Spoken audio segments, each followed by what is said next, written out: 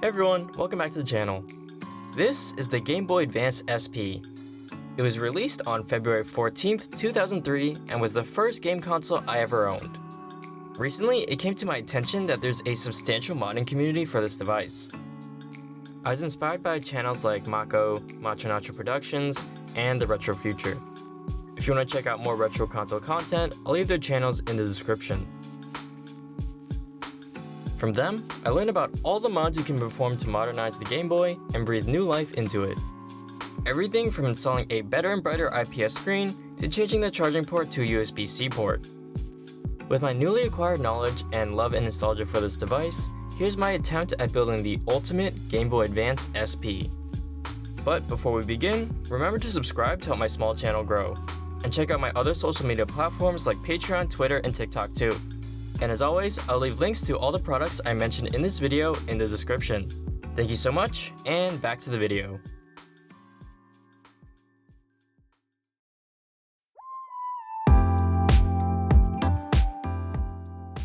To start off the project, obviously I needed to get my hands on a Game Boy. The one that I had from my childhood had been lost and forgotten a long time ago. Luckily, you can still find used ones on eBay. I knew I was going to perform a bunch of mods, including a case swap, so as long as it was functioning, how it looked on the outside didn't matter. I bought this one for $73, which amounted to $93.03 after shipping, taxes, and fees. So they're actually pretty expensive. To sweeten the deal, it did come with a working charger and 4 cartridges, 2 of which worked and 2 that didn't. And this is actually the same color that I used to own. Holding it in my hands gave me a huge dose of nostalgia, and just listen to this thing when you turn it on.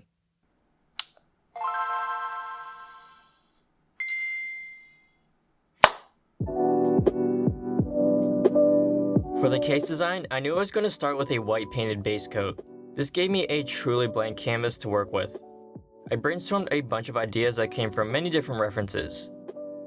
I looked at Milk2's YouTube channel, Off-White, Supreme and Nintendo's fonts, and this minimalist concept I found online.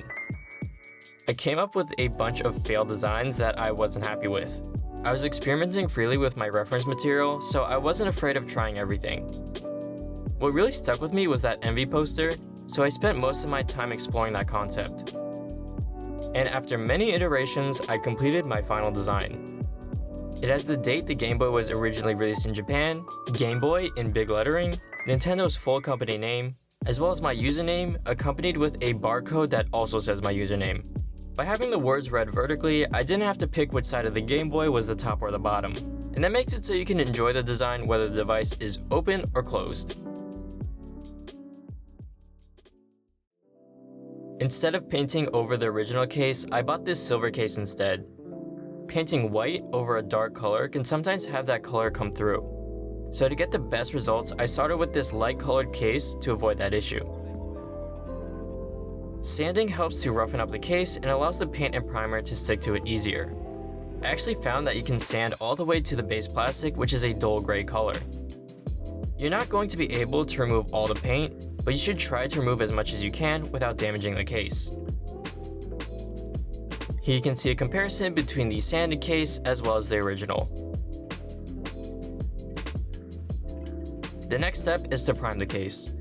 I'm using Tamiya spray cans for the first time. These are hobby spray paints, so they're meant for small projects like this one and should give me the results I'm looking for. Start by spraying lightly, let it dry for a few minutes, and repeat until the coat is even.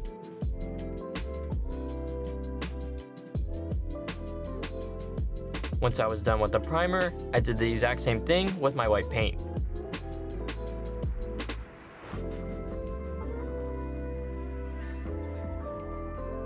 The decals I'm using are film-free water slide decals.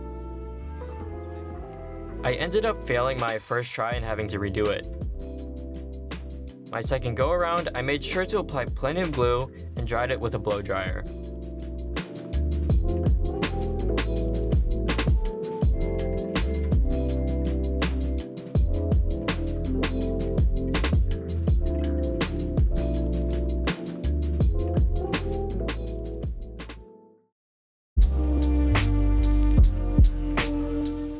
The USB-C mod replaces the power port, allowing you to charge the SP with any USB-C charger. It also allows you to plug in a dongle, giving you the ability to use headphones because the SP does not have an audio jack. Adding a USB-C port to the Game Boy Advance is the most difficult mod to perform, which is why I decided to do it first. While the actual soldering isn't much of a challenge, removing the old power port is. The main difficulty is removing it without destroying any of the surface-mounted pads. There are 6 pins connected to the PCB that need to be removed very carefully. There are also 2 larger through-hole solder points that keep it in place. I started by desoldering these 2. I'm using a soldering iron as well as a solder sucker. Hold the tip of the soldering iron against it to melt the solder, and use the pump to suck it away. These can be frustrating to use, and you're probably not going to get a perfect result the first time. To remove the pins, I tried to cut them all out with my flush cutters, but the left 2 pins were positioned in a way where that wasn't possible. All the modding videos online talk about how this is always the most difficult thing to do when modding an SP, and I can see why. I thought I was doing a good job, but I ended up stripping the second pad. In order to fix it, I tried attaching a wire to hopefully bridge the gap. Honestly, probably not the best idea, and I should have done more research to find out if this would actually work. At this point, I was pretty over it, and the lights turned on when I plugged it in, so it seemed fine.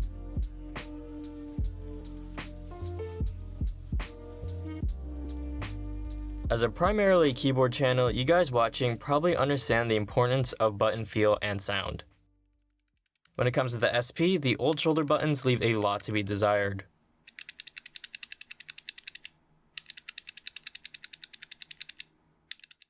They're mushy and don't provide me with the tactile feedback that I'm looking for. Luckily, we can replace them with new buttons that give a satisfying tactile click. The first step is to remove the old ones by desoldering them with the same method as the power port. This should be easier because it only has through-hole connections. But again, you might just want to try cutting them out. The new buttons don't exactly fit well, so some bending and cutting is necessary to get them into the right shape. And then they're simply soldered back in place.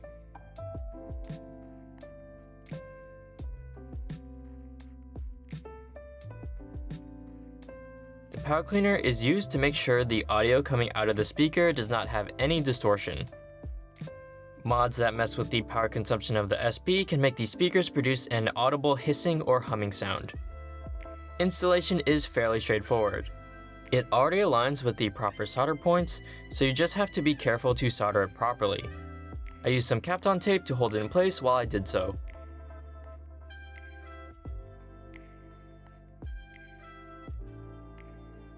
Adding a new IPS screen to the SP is probably the single best mod that you can do to enhance your experience. The screen is just better in every way. It gets brighter with more vibrant colors, giving you a cleaner image. There are no special installation instructions besides soldering a single wire to the pad marked Q12B. If you're only going to do one mod to your SP, this is definitely the best one by far.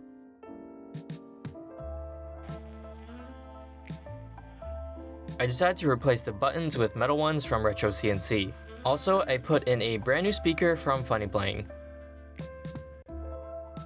These parts just drop in right where the old ones go. The metal buttons just add a cool flashy touch to the look. And I got the new speaker because I wasn't sure how the old original one was going to perform after so many years.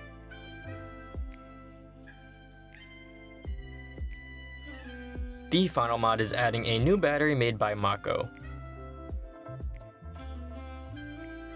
Connect the positive and negative wires to the corresponding pads of the PCB. Then, it should just squeeze right into where the old battery went. And with just a few finishing touches, the build is complete.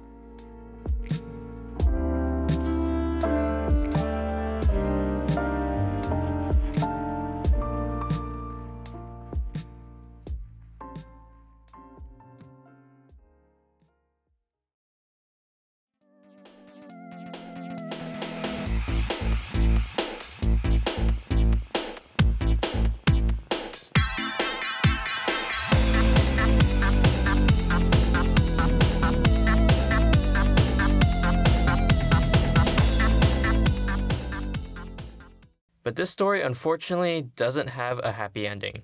It'll turn on just fine, but this is what happens when you put in a cartridge.